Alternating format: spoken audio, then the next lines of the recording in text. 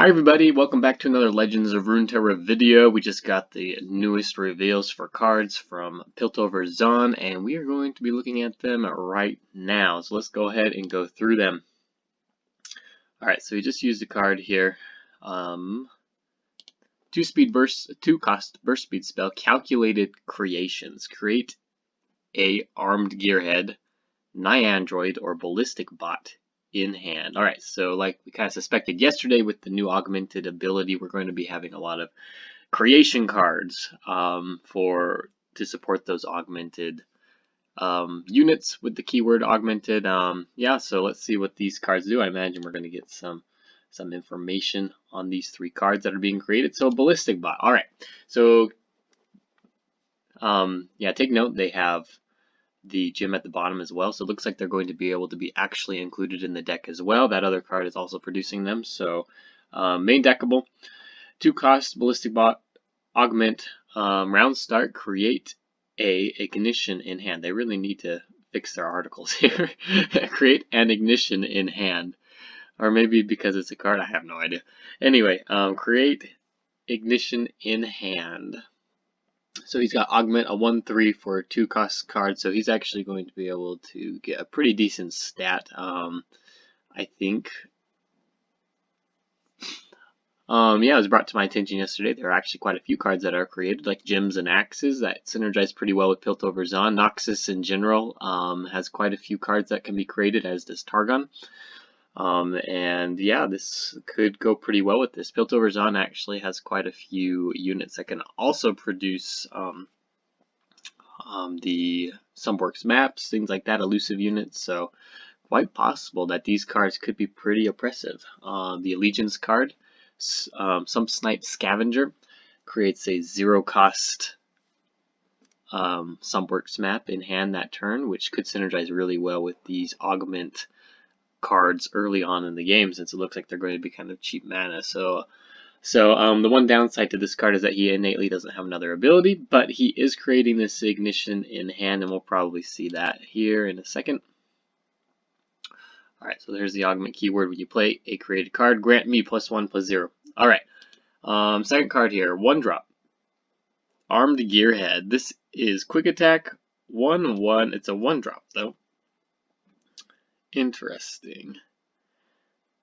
Alright, also main deckable here, so quick attack, this kind of is like the Prodigy. Isn't that card that nobody uses? I can't remember. The one that's a 3/1, I think is a 2-drop, it's a 3/1 with quick attack. This is actually very similar to that card. A 1/1 quick attack, but it only costs 1, also has augment, so it has the potential of getting a little bit more powerful. The 1 health is definitely a drawback for this card. I don't know that in any case you're going to ever be picking up this card. I think Ballistic Bot is probably a little bit better. That 3 health really helps him out quite a bit. A 1/1 quick attack, I just don't think is going to be worth it. As a chump blocker for turn 1 play, if you're in an aggro, like meta, maybe, but yeah, I'm not really hot on this card. I like the other one better. Alright, let's see. I imagine we'll get the last one here. Oh, there's our little cat. Our little cat friend from Pursuit of Perfection. Nyandroid. So this is also augment, and it's an elusive card. So it's 1/3 coming down on turn 3. So if you have enough cards to support this one, then this could also be an okay card. I like this better than the last one. This is 3-cost elusive. Yeah, I mean, if you pair this with certain cards, this could be dealing quite a bit of damage. As we kind of brought up before, gems and axes could make this card like hit super hard. You could do an elusive deck with Poro Cannon and those elusive Poros as well, and those are created cards, so you're going to be granting this unit, extra damage just by using those Poros as well, so you'll have a pretty decent attack with elusive units. So this card could actually see some play. I don't mind it. So I would say between those 3 cards, well, actually, let's see if it does the ignition so I can have a proper. Yep, there's ignition. Alright, a 1-cost slow speed spell. So this is an ephemeral card, so it only lasts for the round. So you do have to play it before the round ends. It's not just generating these free cards that you're going to be able to play on subsequent rounds, so keep that in mind. And this is deal 1 to the enemy nexus. Automatic, so it's basically a slow speed warning shot that costs 1, but you're producing them each round. Alright, so actually, that just brings up, I guess, a second point here. This is like a plunder enabler, that Ballistic Bot, which is very interesting. We're getting and like discard fodder as well. So I actually like the Ballistic Bot quite a bit. That's probably the best one, then the Nyandroid, and then whatever that last one is called that nobody's going to probably use, the armed gearhead. Alright, so yeah, I like Ignition quite a bit. That card actually has quite a bit of utility that you're going to be able to use in a lot of different decks. So yeah, plunder decks with pirates, discard decks because you're getting free discard fodder, and then a little bit extra reach as well, which is really nice.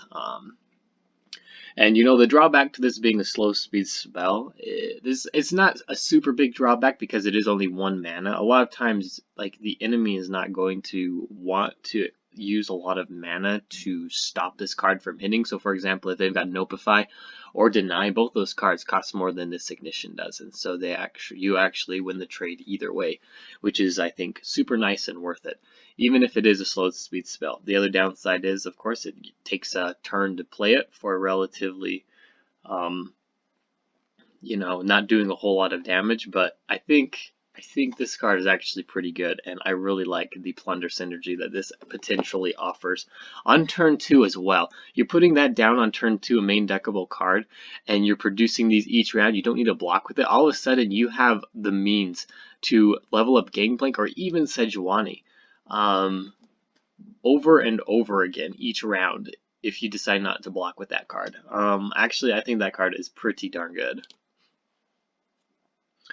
Alright, let's see. We got one last. Oh, wow. Hexcore Foundry, a landmark from Piltover and Zaun, a second landmark. This is a huge surprise. I did not expect them to do more than 1 landmark from one region. You know, I'm not necessarily mad about it because I think that, well, it does look a little bit better now. The University of Piltover, or Piltover University, whatever, I think is a very underpowered card. However, it did get a little bit of a boost with this augment ability because those cards are created, as far as I know. So that did get a little bit of a boost, but like typically, historically, at least this last expansion, that has been the worst landmark. So we get another one in Piltover. So this one may be more of like the Zaun aspect, a Zaun landmark rather than Piltover.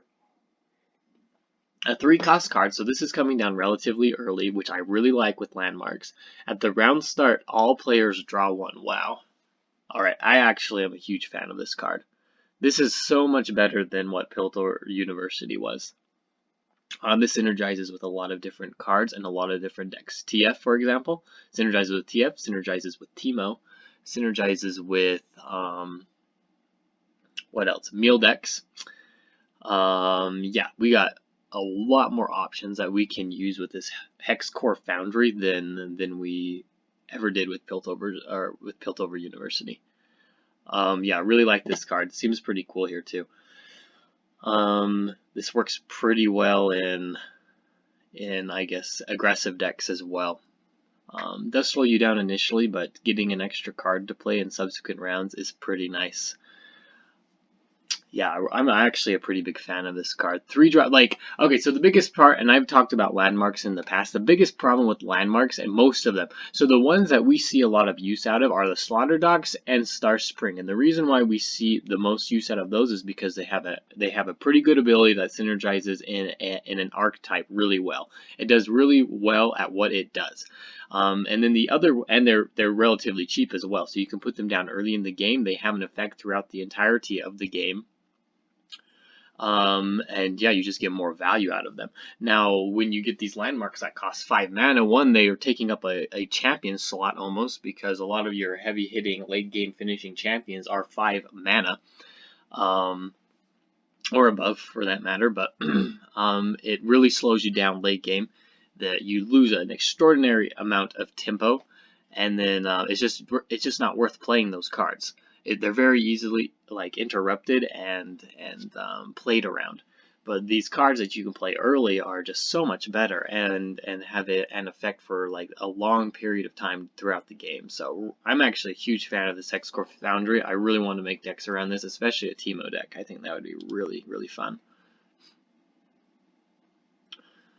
Alright, 4-cost slow speed spell Aftershock. Looks like the last card we've got here. Deal 3 to anything or destroy a landmark. So most of these regions are getting these landmark destroy spells just as kind of a way to tech for these landmarks. We haven't really seen a lot of use out of them because landmarks haven't been that powerful. We saw them maybe at the beginning of the expansion as more people were experimenting with landmarks, but for the most part those have kind of died out of decks because we don't see a ton of landmarks besides Star Spring and the Slaughter Dogs is basically all we see. But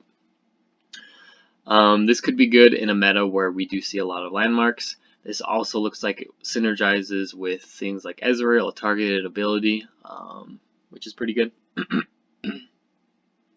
The downside to this is that it is a 4-cost card, so it doesn't synergize with other Piltover and Zaun cards, and it doesn't really match up with the other Destroy Landmark cards, which have traditionally been 3-cost. So, like the Tri-Beam Improbulator would have synergized well with the 3-cost card. I imagine it's because, well, or destroy anything. I think that is pretty much the only reason why this is a 4-cost card. How is this any different than the Noxus card or the like we'll just say the Noxus card. The unit has to be damaged, but you get to kill it. This is just dealing 3 damage. So I think the only reason why this is a 4-cost card is because they don't want too much synergy with the 3-cost and Tri-Beam Improbulator. So there's that. I don't know if you'll be including this into a deck other than having it as a tech card for a potential landmark heavy meta. But yeah, there is a potential synergy with things like Ezreal. It looks like that you could target maybe as a one-off, just as in an Ezreal deck, just to tech for the landmark. So anyway, that looks like it's about it. And of course, this is Victor's, I think, E-spell or whatever it is. We'll be seeing Victor tomorrow more than likely. Let's make sure that that is in fact the end, and we're good to go. All right. Yeah, I think I'm most excited for at least out of the units, Ballistic Bot seems pretty promising and really cool and has a ton of potential to build things around. And then the Hexcore Foundry, I think those are the 2 best cards in this deck, or in this card reveal. So tell me your opinion. Tell me any ideas in the comments of potential decks or uses with these cards and anything that I might have missed. And yeah, thanks for watching, and we'll see you tomorrow.